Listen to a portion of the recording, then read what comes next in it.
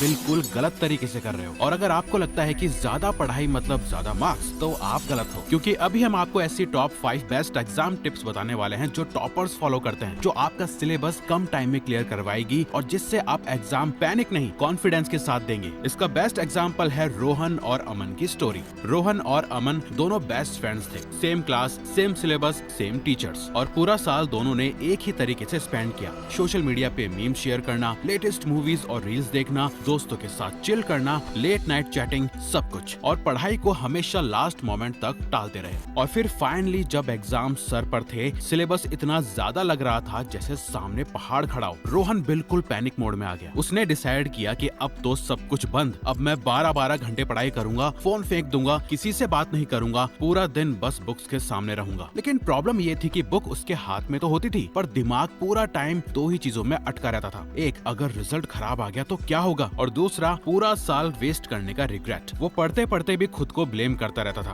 काश पहले थोड़ा सीरियस हो गया होता। लेकिन वहीं दूसरी तरफ अमन भी सीरियस हो चुका था, लेकिन उसका तरीका बिल्कुल अलग था। उसने डिसाइड किया कि जितना टाइम बचा है उसे एक्सट्रीम नहीं बल्कि स्मार्ट तरीके से यूज करेगा। वो रोज 7-8 घंटे फोकस्ड पढ़ाई करता था और शाम को अपने पार्क में बैडमिंटन खेलने चला जाता था, सिर्फ इसलिए ताकि दिमाग फ्रेश रहे और बर्नआउट ना हो। एक दिन अमन ने रोहन से बोला भी, भाई थोड़ा ब्रेक ले ले, ऐसे ओवर वर्क करेगा तो और कंफ्यूज हो जाएगा। पर रोहन कहाँ किसी की सुनने वाला, वो एकदम बीस्ट मोड में था। प्लीज डिस्टर्ब मत करे यार, और कुछ दिन तो मुझसे मिले भी मत, मुझे सिर्फ पढ़ना है। फिर एग्जाम का दिन आया, दोनों ने पेपर दिया, और जब रिजल्ट आया ना, तब कुछ शॉकिंग हुआ। सब शॉक्ड थे। अमन के मार्क्स रोहन से ज्यादा थे। उसने अमन से बोला, यार ये कैसे पॉसिबल है, मैंने तो तुझसे ज्यादा पढ़ाई करी थी। अमन बस मुस्कुरा के बोला, ज्यादा टाइम पढ़ना और सही तरीके से पढ़ना दोनों अलग चीजें होती हैं। जो तू 12 घंटे में नहीं कर पाया, मैंने कम टाइम में कर लिया, क्योंकि मैंने एग्जाम के लिए पढ़ना सीख लिया था। और ये वीडियो एग्जैक्टली इसी बारे में है, कैसे आप भी रोहन की तरह स्मार्ट स्टडी कर सकते हो। हम आपको पढ़ना नहीं सिखाएंगे, वो तो रोहन की तरह पढ़ लेते होंगे। हम यहाँ आपको एग्जाम के लिए पढ़ना सिखाएंगे, जैसे अमन ने करा। उसने ज्यादा कुछ कॉम्प्लिकेटेड नहीं करा, बस ये 5 एग्जाम टिप्स को हर दिन बहुत अच्छे से फॉलो करा और रिजल्ट अपने आप आ गया। जिसमें 4th वाली जो टिप है, असली सीक्रेट अमन के अच्छे मार्क्स का वही है, जिसमें से सबसे पहला है, the real exam starts earlier.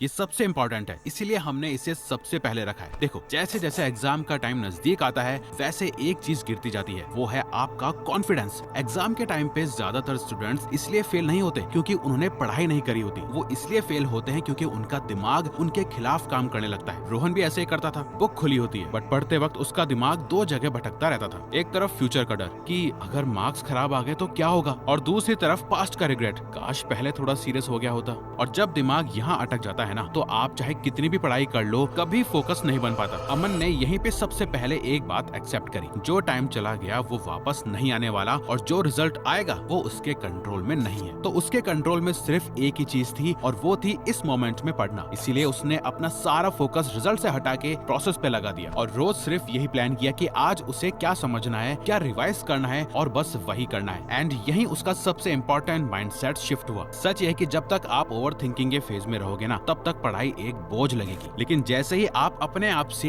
ये कह देते हो कि मैं अपना 100% दे रहा हूँ, बाकी जो होगा देखा जाएगा, फिर आपका दिमाग ऑटोमेटिकली शांत होने लगता है। और एक शांत दिमाग जो भी पढ़ता है, काफी फोकस के साथ पढ़ता है। अब जब दिमाग थोड़ा शांत हो ही गया है, तो नेक्स्ट प्रॉब्लम आती है, क्या पढ़ना है और क्या नहीं। Study less, score more. देखो, सबसे बड़ी गलती जो रोहन जैसे स्टूडेंट्स करते हैं ना, वो ये होती है कि वो सिलेबस को पढ़ाई समझ लेते हैं। चैप्टर 1 से स्टार्ट, लास्ट पेज तक लाइन बाय लाइन रीडिंग, जैसे नॉवल पढ़ रहे हो। पर एग्जाम आप कितने अच्छे से पढ़ते हो इसका टेस्ट नहीं है, आपको कितने अच्छे से चीज याद रहती है और उन याद करी हुई चीजों को आप किस तरह से एक्सप्लेन करते हो, इसका टेस्ट है। अमन ने यहाँ पे एक सिंपल रूल फॉलो किया, 80-20 रूल, क्योंकि वो समझ गया था कि एग्जाम के लगभग 80% क्वेश्चंस सिर्फ 20-30% टॉपिक से आते हैं। इसका मतलब ये नहीं कि बाकी सिलेबस बेकार है, इसका मतलब यह कि एग्जाम एक प्रोबेबिलिटी गेम है, और उसमें स्मार्ट प्लेयर वही होता है जो हाई प्रोबेबिलिटी मूव्स पे फोकस करता है। उसने प्रीवियस ईयर पेपर्स एनालाइज किए, chapter wise important topics list किए, और सबसे पहले उन टॉपिक्स को स्ट्रॉन्ग बनाए जहां से क्वेश्चंस आना ऑलमोस्ट फिक्स था। जो टॉपिक्स इजी थे और इम्पोर्टेंट भी, उनको मास्टर किया। जो टॉपिक्स टफ थे पर हाई वेटेज के थे, उनको टाइम दिया, और जो टॉपिक्स लो प्रोबेबिलिटी वाले थे, उनको सिर्फ सरफेस लेवल पे टच किया। इस अप्रोच का सबसे बड़ा फायदा क्या होता है पता है? प्रेशर कम हो जाता है, दिमाग क्लियर रहता है, और प्रिपरेशन डायरेक्शन में चली जाती है, पैनिक में नहीं। याद रखो, एग्जाम में टॉपर वो नहीं होता जो सब कुछ पढ़ लेता है, टॉपर वो होता है जो सही चीज पे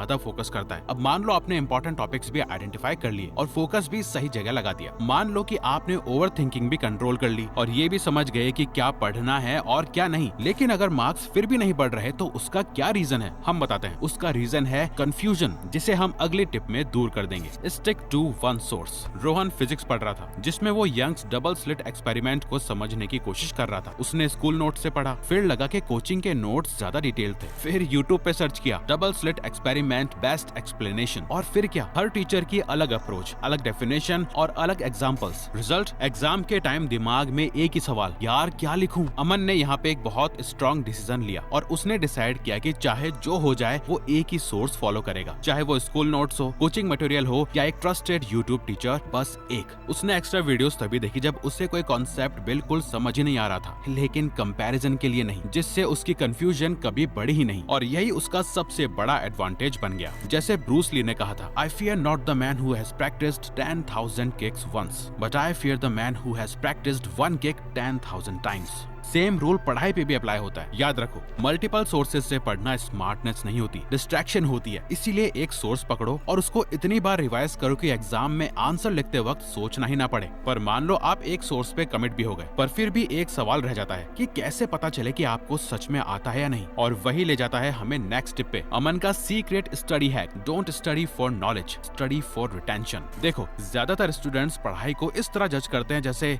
हाँ समझ गया, अब तो मुझे आ गया। पर एग्जाम में मार्क्स आपकी समझ के नहीं मिलते, आपकी रिटेंशन के मिलते हैं। यानी आपका वो समझा हुआ कि याद कितना है और खुद समझ के आप वो कितनी अच्छी तरह समझ सकते हो। अमन का एक सिंपल रूल था, अगर मैं किसी कॉन्सेप्ट को बुक में देखे बिना सिंपल वर्ड्स में नहीं समझा पा रहा तो मुझे वो कॉन्सेप्ट आता ही नहीं है। इसीलिए उसने पढ़ाई के बाद एक अलग स्टेप ऐड किया, बुक बंद की और खुद को टीचर मान लिया। कभी मिरर के सामने खड़े होके, कभी अपने बेड पे रखे पिलोस को स्टूडेंट बना के, और कभी बस खुद से बोल के जैसे वो किसी छोटे बच्चे को समझा रहा हो। इसीलिए जब वो एक्सप्लेन करता था तो दो चीजें तुरंत क्लियर हो जाती थी, एक कौन सा कॉन्सेप्ट क्रिस्टल क्लियर है और दूसरा कौन सा कॉन्सेप्ट सिर्फ पढ़ा हुआ है। और वो जहाँ अटकता था वही उसका रियल वीक पॉइंट होता था। इस मेथड का सबसे बड़ा फोकस पता है क्या है? इससे एग्जाम के टाइम दिमाग ब्लैंक नहीं होता, और क्योंकि आपने सिर्फ उस टॉपिक को पढ़ा नहीं होता बल्कि आपने सोच के, बोल के, समझ के इस टॉपिक की प्रैक्टिस की होती है। जहाँ रोहन बस बिना किसी गाइडेंस या सिस्टम के बस गधों की तरह मेहनत कर रहा था, वहीं अमन स्मार्ट डिसिप्लिन और स्ट्रेटेजी फॉलो करता था। और ये खेल नॉलेज का नहीं, डिसिप्लिन का होता है। रोज बुक बंद करके खुद को टेस्ट करना, एक्सप्लेन करना, ये रोहन की तरह मोटिवेशन से नहीं होता। इसके लिए एक अमन की तरह सिस्टम चाहिए। इसी सिस्टम को बिल्ड करने के लिए हमने अपना एक सिंपल डिसिप्लिन फ्रेमवर्क बनाया है,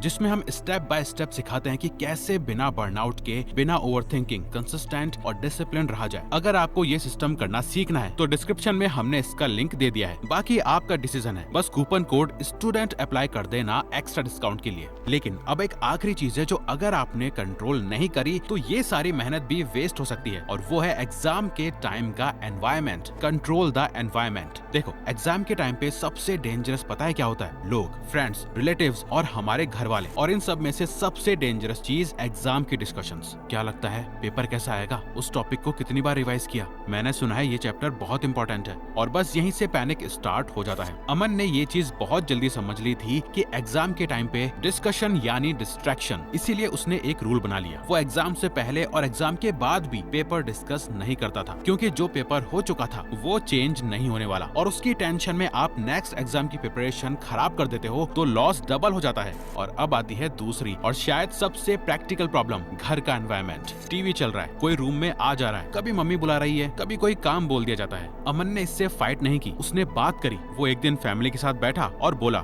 सिर्फ कुछ दिन मेरे एग्जाम्स के बचे हैं और मुझे थोड़ा टाइम चाहिए। अगर आप लोग सपोर्ट करोगे तो मैं बेटर परफॉर्म कर पाऊंगा। अमन ने अपने स्टडी आवर्स क्लियर कर दिए थे, और उस टाइम में कोई डिस्टर्बेंस नहीं, कोई डिस्ट्रैक्शंस नहीं, और बाकी टाइम में वो घर के काम में हेल्प भी करता था।